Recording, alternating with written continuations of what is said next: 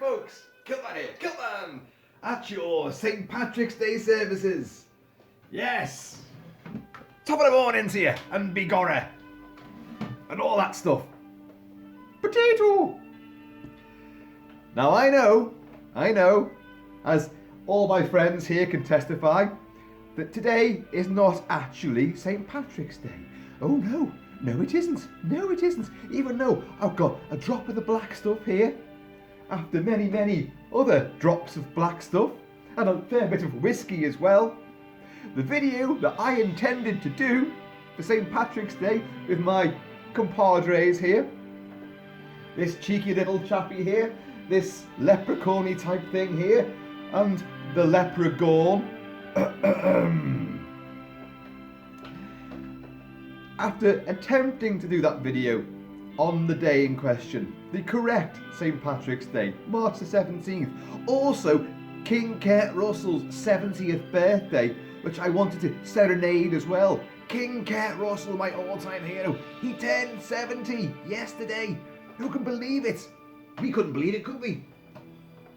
So, I had a big video all lined up for you guys, celebrating Paddy's Day and the incessant rule of partying. Only problem is, I began to party a little bit too early yesterday. And then other things happened. We had Jason, the Boilerman, came round. Jason, top bloke. You love your masks. He loves Trick or Treat Studios. He loves his horror movies. Jason, yes. And he came out, and we got talking, and he saw the setup. He knew what was going to go ahead. Jason, you can testify. You knew what was going to happen. But already I had begun to drink a fair bit of this. Oh yes. And it's lovely stuff too. Oh, I love a wee drop of the black stuff, I do. And then other things happened. Phone calls interrupted. I began to do videos. Knockety knock at the door. Had to raise the portcullis as another package was delivered. And then just endless false starts took place. But all throughout these false starts, I kept on drinking, as you do on St. Paddy's Day. So, my big video, my St. Patrick's Day special, kind of ended with me just sprawled on the settee. Potato! Leprechaun! So it never happened. But I came down this morning after somehow finding my way to the bedroom. It's very hard to find your way home, isn't it, from the living room, I find these days of lockdown. I finally arose from the pit this morning and staggered downstairs and found all these cans and found the boys still here in all their Irish regalia. And hey, I found one of these as well. So folks, I just want to say happy Paddy's Day. And I do apologise for the ineptitude of my timings, but this is what happens. And it was all bedecked in this finery as well. But the thing is, the magical thing about St. Patrick's Day, or any event that you celebrate in video and put it on YouTube, people can watch it at any time. So whether it was done on the right day or not actually becomes rather irrelevant, don't you think? So all's well that ends well. As far as we're concerned, it's still St. Paddy's Day, and we're still drinking this stuff, and we're still having a good old time of it. So cheers, y'all. Lovely Irish lilting score from Carter Burwell for the Coen brothers' magnificent gangster movie, Miller's Crossing. No one ever talks about this movie anymore, but Miller's Crossing, the dialogue, the hat, the uber violence, the sheer style, the poetry of the storytelling, as only the Coen brothers can do, putting their spin on the classic gangster yarns. It is absolutely exquisite. Folks, if you haven't seen Miller's Crossing, I urge you, implore you to watch it. Sit down, settle back, and just let the film's eloquence, elegance, and sometimes excessive savagery wash over you in pure stylish overflow. So, anyway, folks, I did have a little thing lined up for the video as well. I did. The idea was actually not my idea. It was from Mrs. Kilt-Man. And she said to me, this was yesterday morning when I arose, she said, why don't you do a video for St. Patrick's Day? And I went, okay, yeah, well, it's Kurt Russell's birthday, so I'm going to mention it anyway. I'm going to probably bring in St. Paddy's Day. She went, well, no, you did a thing on Mother's Day, didn't you? I did. Why don't you do one for Paddy's Day and just put a different sort of Kilt-Man spin on it? Ooh, what kind of spin would that be then, dearest Mrs. Kilt-Man? And she said, well, why don't you make a list of all the Patricks in movies? I said, well, yeah, all the Patricks that are in movies. Make a little list and like a top 10 of Patricks in movies. That'll be good, won't it? That'll be good.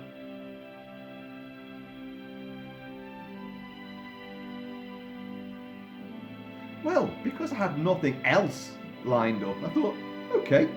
So, to prove it, folks, yesterday, when she said to me, make a list, I did.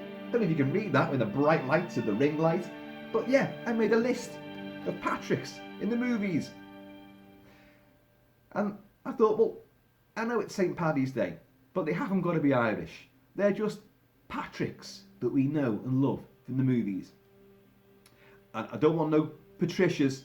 No, we're not doing that. No, I know in this age of equality, Me Too and woke and all that, like, that women should be involved too. Well, women were involved because it came from a woman. It was her idea to do it. So, anyway, without further potatoes, I will now endeavour to go through the little list that I compiled.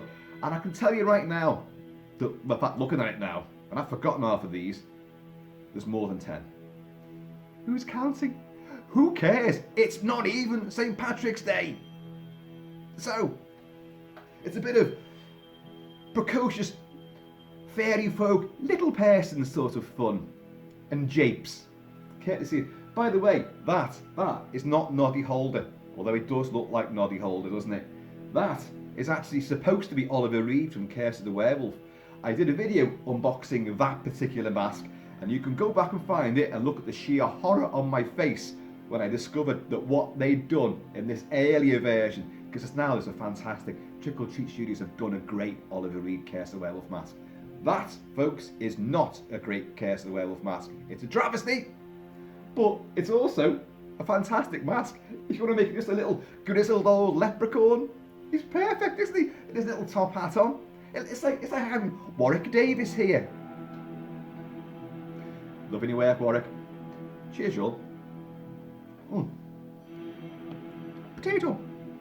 So, who have we got on this little list of Patricks?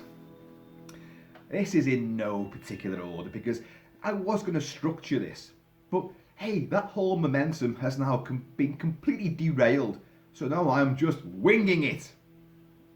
And I love doing that because who knows what's going to happen next? Potato!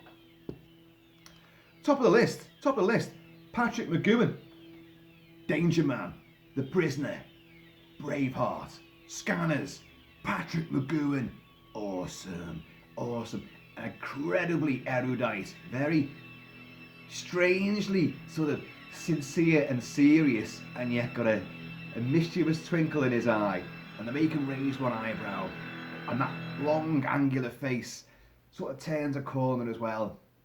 Fantastic. Who have we got next? Patrick Wilson. Yeah, why him? Well, I think he's great in the two Conjuring movies. Plus, you know, there aren't a great deal of Patricks you can really come up with.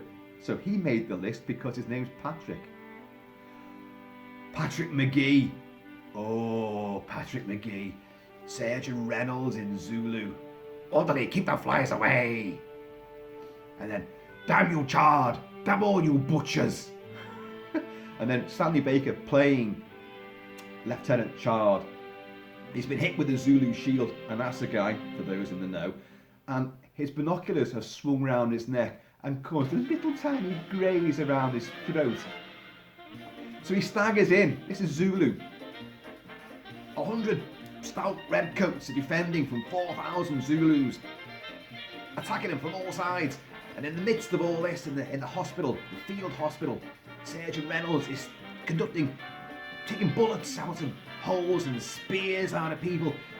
And Chard, Stanley Baker, staggers in there in the moment, the height of the battle, and like, damn you Chard, damn all you butchers, he says to him, like, is this what you wanted, and all that kind of rhetoric. And then he sees, you alright? All that's happened to him is his bloody binocular strap swung round his neck and gave him a little chafe there, a chafe on the Chard. Come in, lie down, I'll sort you that one. For every bullet hole I expect to probe, I expect to lance at least 3 boils in this country. Boyo. Patrick McNee. Steed, the Avengers. Come on now, Steed. The perfect epitome of the English gentleman. Swirling his umbrella, a bowler hat on, a dapper suit, and yet he can still do some karate moves, especially with that brolly. Definitely the inspiration for the Kingsman and all that. Definitely.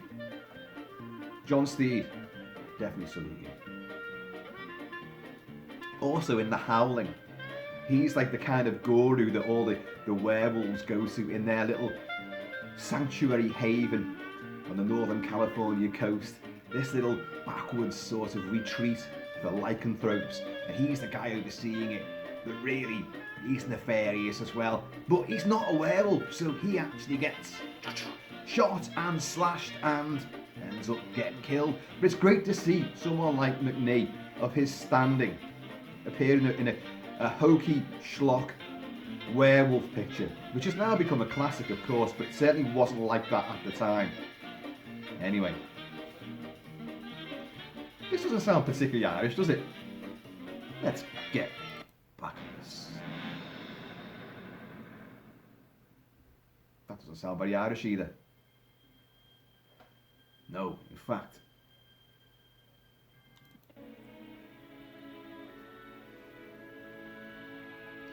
Now this is very Irish.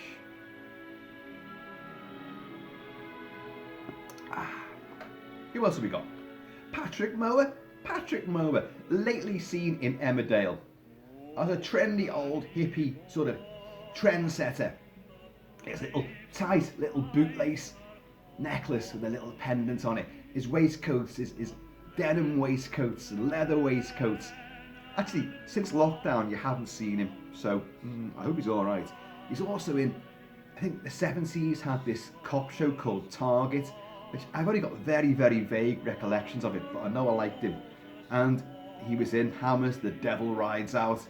He was the young idiot that gets suckered in by Charles Grey as Mo Carter, this devil-worshipping disciple of evil and his coven. He joins them at the sacrifice of his friends, Christopher Lee as the Duke de Richelieu, and Rex. Hero, playboy, aviator, soldier, Rex, who's the action man of the piece. And the whole film is about trying to get him out of this horrible coven of witches and warlocks. But there's some great scenes in it where Patrick Mower tries to pretend that, there's nothing really going on, as Duke de Richelieu and Rex turn up at his country pad, his manor house, where he's hosting a great big do with all of these dignitaries from this coven, including Charles Graves, the head of all this, Mo Carter, the evil Mo Carter. And it's a special night. There's going to be a constellation, what do you call it when the stars align? Oh yeah, the stars align, something like that. And they're going to enact some kind of ritual there, and it's all part of his initiation into this cult. But the Duke de Richelieu, Christopher Lee, knows all this, and he's like, who are all these people? You've come at the wrong time. This is a special meeting of the an stargazing fraternity that I've joined. Really? So what's this on the floor then? This devil-worshipping circle and pentagram? What's going on here? You must leave now. You can't fool anyone, Patrick. No, we know what your game is. Anyway, moving along. Star Trek: The Next Generation. Patrick Stewart? Make it so. Patrick Stewart, awesome stuff. Gets snogged by Steve Railsback in the awesome Toby Hooper movie Life Force, because he's a alien vampire possessed thing, and he's the head of an asylum. But really, we find out it's him who's harbouring this alien entity inside him. Very strange, very strange. He's also, of course, Professor X.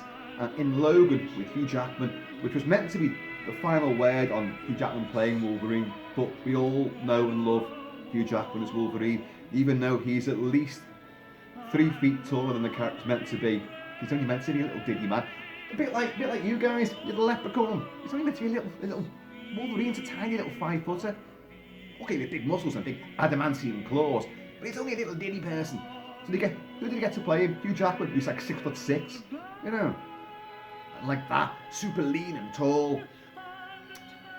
Anyway, in Logan, you get to hear Patrick Stewart swear. Good God. Fuck off, Logan.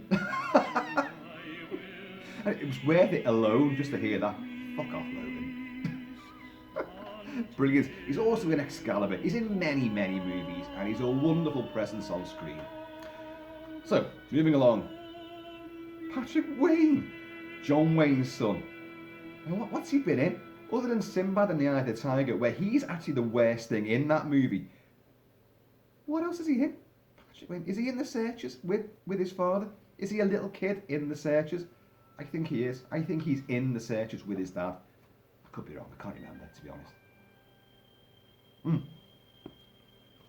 And probably some other stuff. TV stuff, probably. Patrick Duffy. Patrick Duffy from Dallas, but we know him as the man from Atlantis. How did he do that swim? He's like that, his arms are tucked back, and he's like an eel going through the water. That was really good. That was actually really, really good. And his eyes glowed green. Yeah, brilliant. Patrick Duffy, super swimmer. Robert Patrick. Yeah, you can have Patrick as your surname, or it can be a middle name as well, as we shall see. Robert Patrick, the T-1000 from T2, Judgment Day, awesome stuff. Brilliant. Even though he's got a little pinch face, he's nothing compared to Arnie's massively brawny, muscle-bound T-800. But he can change into any shape he wants. You know, knives, stabbing weapons, and all that kind of stuff. You know, he can do anything. He can morph into whatever he wants. Primitive CG, but it still looks great. When he rides the motorbike through the windows and straight onto the helicopter and headbutts the helicopter cockpit windshield and slides whoop through and then becomes the helicopter pilot. Get out. He's also seen in Die Hard 2 as the SWAT team go down the Skywalk Annex or whatever, you know, and they're all the terrorists are posing as painters on the scaffolding, but they've got Heckler and Koch, MP5s and all that tucked away. Hey buddy, what do I look like to you? A sitting duck. Bang, bang, bang. Robert Patrick, great. Fire in the Sky, he plays Travis Walton, who was abducted by little grey versions of that, really, and had horrible things done to him. Quite a scary movie, to be honest. You know, Close Encounters, this ain't, you know. But Robert Patrick, he's in a lot of things. He's in stuff now, and I can't remember what though, but always like seeing his name appear in the credits of the, okay, it's the T-1000, I'm up for this. So, who else have we got? Patrick Roach. I think his name's Francis Patrick Roach. Bomber. He's a wrestler. Bomber from Auf Wiedersehen Pet. He's in Indiana Jones, Raiders of the Lost Ark. He's the big baldy German. Hey, come on. And he's scrapping with Harrison Ford, but he turns around at the wrong moment into the propellers. Oh, dearie me. He's also the great big turban wearing tyrant with a whip in the mines in Indiana Jones and the Temple of Doom. He fights Sean Connery. He fights fucking everybody. He's in everything. He's also in Conan the Destroyer as Toph Amon, this sorcerer with the Hall of Mirrors, you know, and he transforms into a very, very naffly animated eagle, celestial bird thing as well to kidnap a princess. Come on, Conan, you're very welcome. And then he turns into a monkey and then tries to kill Conan as well. But you know, maybe not so welcome after all. But Pat Roach was a great commodity, long-standing feature in TV and in movies. Stuntman, actor, real presence as a villain. Just awesome stuff. Who else have we got here? I said middle name. David Patrick Kelly. Yes! From Commando, from Dreamscape, from The Warriors. Warriors, come out to play. Sorry, an omission of props there. I do apologise. There should be 3 Coke bottles on those fingers. You know the scene I mean. You know. He's a raggedy haired. He was a Brooklyn actor, a stage actor, but a very raw talent. And Walter Hill got him in for the role, the nefarious role. He's the leader of a rival gang. And he's the one that shoots Cyrus. You know, the one who's going to bring everyone together. You know. I say the future's ours, if you can count. Can you count, suckers? And he just wastes Cyrus in the big gangland powwow in Central Park. Why? Because he can. I just love doing things like that. He's a really horrible little rat-faced little bastard. But David Patrick Kelly is awesome in those roles. He's in 48 Hours as well. You know, so he did a fair bit with Walter Hill. He's the guy. Luther! Eddie Murphy whips the door open and Luther flies over the car door. What are you doing down there, Luther? And all that, like. But he's brilliant. And of course, he's Sully in Commando. Remember, Sully, when I promised to kill you last? That's right, Matrix. You did. I lied. One of the best screams, but one of the worst dummies falling down a mountainside. David Patrick Kelly. He's in many other things as well. He's the Snake Man, the evil, horrible Snake Man in the Dreamscape with Dennis Quaid, which is a great movie and a definite forerunner for Freddy Krueger. Yeah, because it's all set in dreams, and he plays this serpent snake thing, which always he finds what his victims are most terrified of. And in a sequence on a nightmare train going through a hellish post-apocalyptic landscape, he actually has finger claws, like Freddy Krueger. Yeah. It's all there. David Patrick Kelly was there first. Patrick Swayze. Ghost. Roadhouse as Dalton. Point Break, Bodhi. The life guru of adrenaline. Absolutely awesome. Next of Kin, Red Dawn. So many movies taken so young, so tragically. But Patrick Swayze, come on now, Dirty Dancing. No one puts the gun in the corner. By the way, I've never actually seen Dirty Dancing. I know, I never have. Not all the way through. I've seen all the bits. The training, the dancing, the montages, the finale. I've seen all those bits. But for me, Swayze, Point Break and his Roadhouse. It takes a throat out. You know, his yoga, his meditations, his martial arts.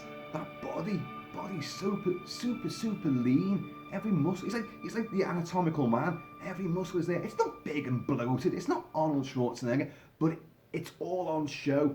Brilliant linear anatomical structure. And a great actor as well. A great actor. He's wonderful in Point Break. And he's, you know, Ghost, Demi Moore. I'd come back from the grave for Demi Moore, wouldn't you? Of course. He's fantastic. But who's top of the list?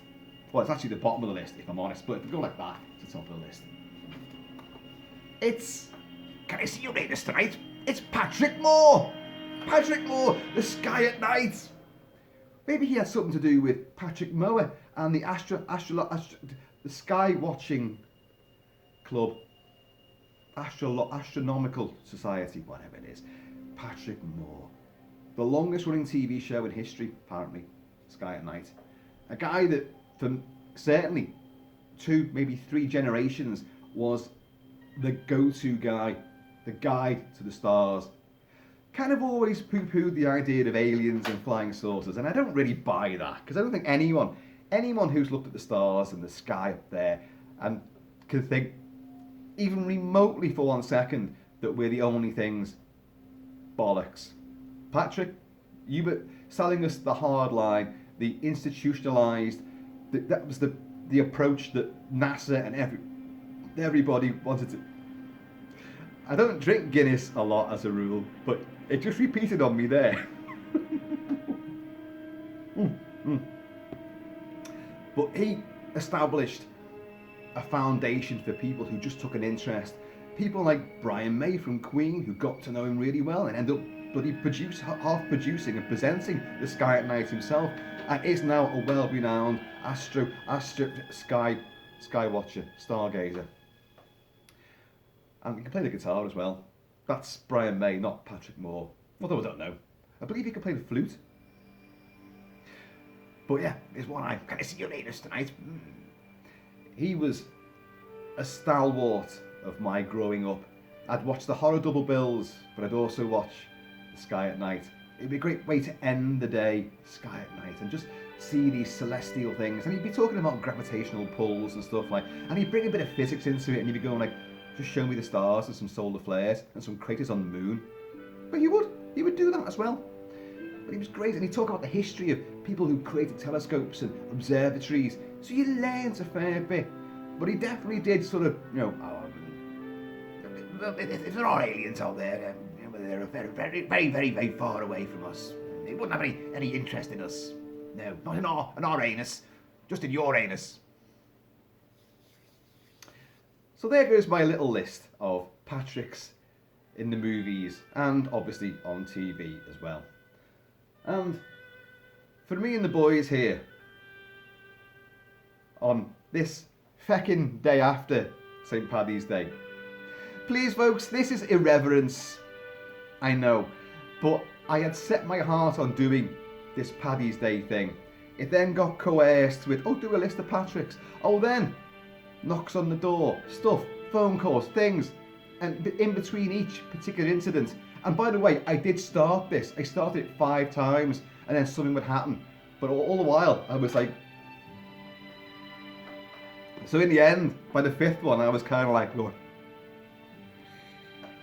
it's St. Potatoes Day! Not very professional. But hey, it's a bit of fun though. Folks, wherever you are, whatever you're doing, do it to the best of your ability. Please enjoy yourselves, have the most fun you possibly can. If you're not having fun doing it, then don't do it. There you go. Life lesson for us all there. If you've got some of the black stuff, imbibe it. It's gorgeous, it's lovely. If you've got whiskey, that's even better. And at the end of the rainbow, there is always a pot of gold. Look at the glow from the pot of gold. The pot of... Can you see that? Yes. That's gold in these here parts, I can tell you. That and a potato. And we're all set. Folks, I have been and always shall be Kilt-Man at your services. Coming next is some proper stuff. This was just to get it out of my system. So, folks, in the meantime, and this Guinness supping in between time, please take it easy. Keep it Celtic, keep it Celtic. And me and the boys are all going to see you